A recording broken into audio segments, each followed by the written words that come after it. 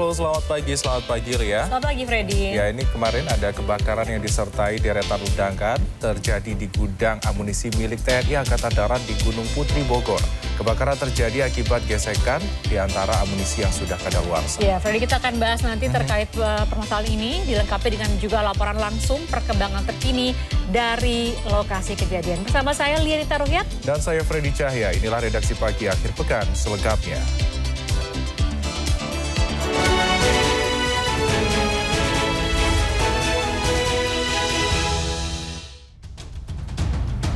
Kebakaran yang disusul dengan ledakan di gudang amunisi TNI AD di Gunung Putri, Bogor, Jawa Barat pada Sabtu malam mengejutkan warga. Warga yang terdampak dievakuasi ke rumah kepala desa setempat. Sementara itu, Pangdam Jaya Maijen TNI Muhammad Hasan memastikan pasca kejadian ledakan tidak ada korban jiwa.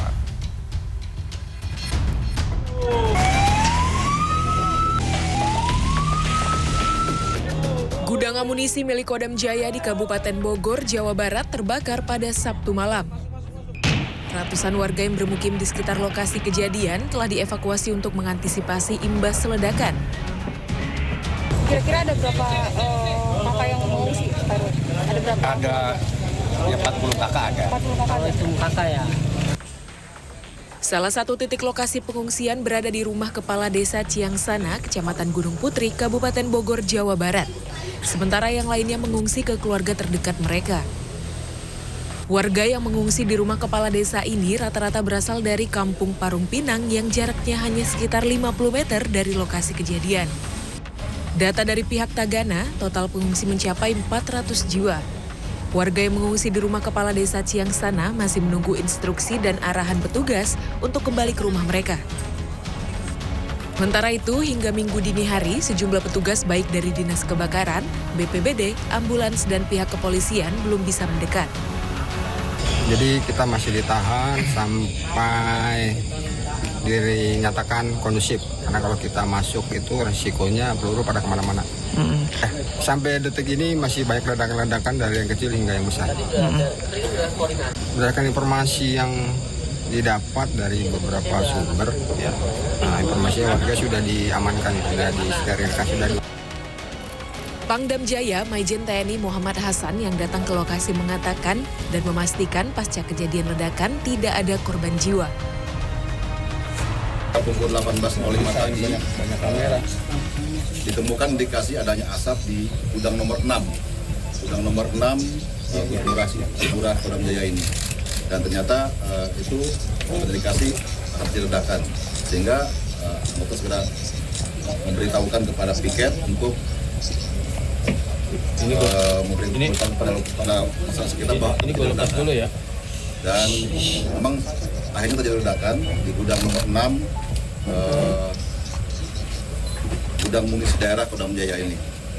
Dan gudang munisi nomor 6 itu berisi munisi-munisi yang sudah kadaluarsa dan pengembalian dari berbagai satuan yang dilayani oleh Kodam Jaya di seluruh wilayah Jakarta ini, dan berkisar sekitar ada 160.000 jenis munisi maupun bahan peledak yang ada di gudang itu. Dan sampai dengan saat ini kami sudah mengecek seluruh lokasi di perimeter kita sampai ke depan ke arah pemukiman, tidak ada korban jiwa. Sementara itu, dari pantauan di lokasi atau tepatnya di depan pintu gerbang menuju lokasi gudang, sejumlah petugas masih disiagakan, baik dari tingkat TNI Polri, Damkar, BPBD Kota Bekasi, dan pihak ambulans, bahkan beberapa ledakan masih terus terdengar. Tim Liputan CNN Indonesia, Jawa Barat.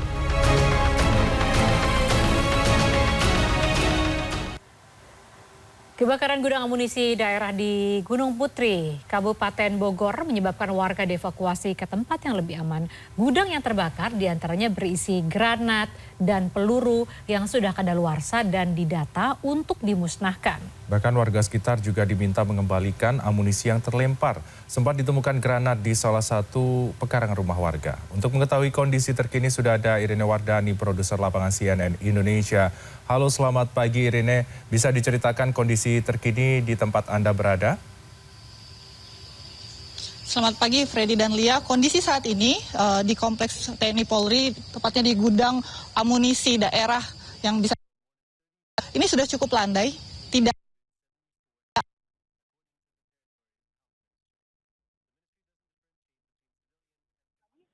selesai pada pukul 5 pagi hari dari Pangdam yang sudah memastikan bahwa warga sudah bisa kembali ke rumahnya masing-masing. Dan ketika saat ini Anda melihat wilayah yang memang daerah tertutup, itu adalah wilayah tempat di mana TKP atau tempat di mana gudang nomor 6 yang mengalami ledakan seperti itu. Dan sekarang kondisinya sudah landai, sudah berhasil dipadamkan dan proses pendinginan sudah dijalankan karena tadi sudah beberapa menit sebelum kita live ini, Freddy dan Lia, sudah ada 5 mobil pemadam kebakaran dari Provinsi DKI Jakarta sudah kembali ke posnya, kembali ke Jakarta Pusat sendiri. Ada 2 mobil khusus yang disiagakan oleh Provinsi DKI Jakarta, itu mobil yang menggunakan teknologi robotik seperti itu, Freddy dan Lia, karena memang pada saat ledakan terjadi tidak bisa ada personil yang bisa masuk untuk melakukan pemadaman secara manual seperti yang biasa kita bayangkan ketika kebakaran terjadi. Biasanya ada personil-personil pemadam kebakaran yang melakukan pemadaman, tapi khusus untuk peristiwa ini diterjunkanlah 2 robotik yang memang teknologi ini hanya dimiliki oleh pemerintah Provinsi DKI Jakarta seperti itu. Dan saya baru dapat informasi teknologi pemadaman dengan menggunakan robotik ini hanya ada 2 di Indonesia. Bisa dibayangkan kalau ini Freddy dan Lia terjadi ledakan gudang peluru yang terjadi di daerah lain, betapa susahnya ya, karena memang ketika robot-robot pemadam kebakaran ini diterjunkan memang untuk menggantikan fungsi manusia atau fungsi personel yang untuk melakukan pemadaman. Tadi saya sempat melihat gambarnya sedikit seperti itu, karena sangat sensitif, gudang peluru tersebut sangat sensitif dan gesekan apapun, tekanan apapun diperkirakan bisa memicu ledakan lainnya, ledakan berikutnya, maka digunakan teknik sprinkle seperti itu yang hanya dimiliki oleh robotik seperti itu. Jadi modelnya kalau Anda bisa lihat, bisa saya bandingkan dengan model sprinkle ketika taman, jika Anda pergi ke taman ada sprinkle air, nah seperti itulah, tapi modelnya itu menggunakan robot yang mencurahkan air dengan tekanan rendah seperti itu, dengan teknik sprinkle. Nah, untuk pemadaman sendiri yang terjadi yang dilaksanakan dari pukul 1 dini hari hingga pukul 4:30 menggunakan metode dinamis karena tidak ada sumber air di daerah yang terdekat dengan lokasi ledakan, sehingga tadi pihak pemadam bilang menggunakan teknik dinamis seperti itu. Jadi memang beberapa kali kami berpapasan dengan beberapa mobil pemadam kebakaran yang mengambil air, dan jaraknya untuk mengambil air dari sumber air sekitar 500 meter dari titik saya berada saat ini. Dan itu titik airnya, sumber airnya itu berasal dari danau yang ada di dalam sebuah kompleks perumahan. Namun sayangnya pihak pemadam kebakaran ketika saya bertanya nama perumahannya itu mereka tidak mengetahui, karena mereka bilang kami mendapatkan informasi dalamnya ada danau kecil, jadi kami langsung mengambil air yang seperti itu. Jadi secara bergantian kemudian disemprotkan ke lokasi, ke gudang yang meledak atau yang mengalami kebakaran. Pangdam juga menegaskan bahwa mereka sudah memiliki SOP atau pengaturan atau tata gudang yang sudah sangat aman sekali seperti itu.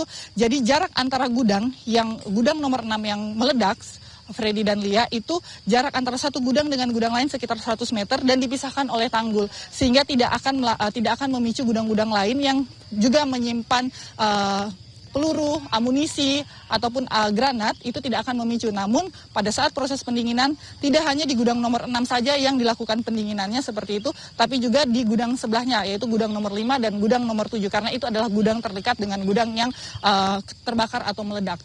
Untuk pengungsi sendiri sudah, seperti yang saya bilang tadi, sudah diizinkan untuk kembali ke rumahnya, namun memang ada instruksi jika mereka menemukan benda-benda berbahaya atau yang dicurigai adalah bagian dari benda-benda yang terlempar atau seperti granat atau peluru seperti itu, harap segera menghubungi pihak berwajib, TNI atau Polri, dan memang saat ini masih dilakukan penyisiran di rumah-rumah warga untuk dicari barang-barang atau benda-benda berbahaya tersebut agar tidak menimbulkan korban.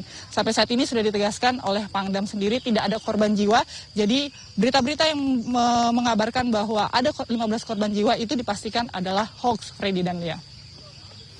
Baik, terima kasih Irin Wardani melaporkan dari kawasan Gunung Putri, lokasi kebakaran tadi malam. Terima kasih atas laporan Anda, selamat pagi.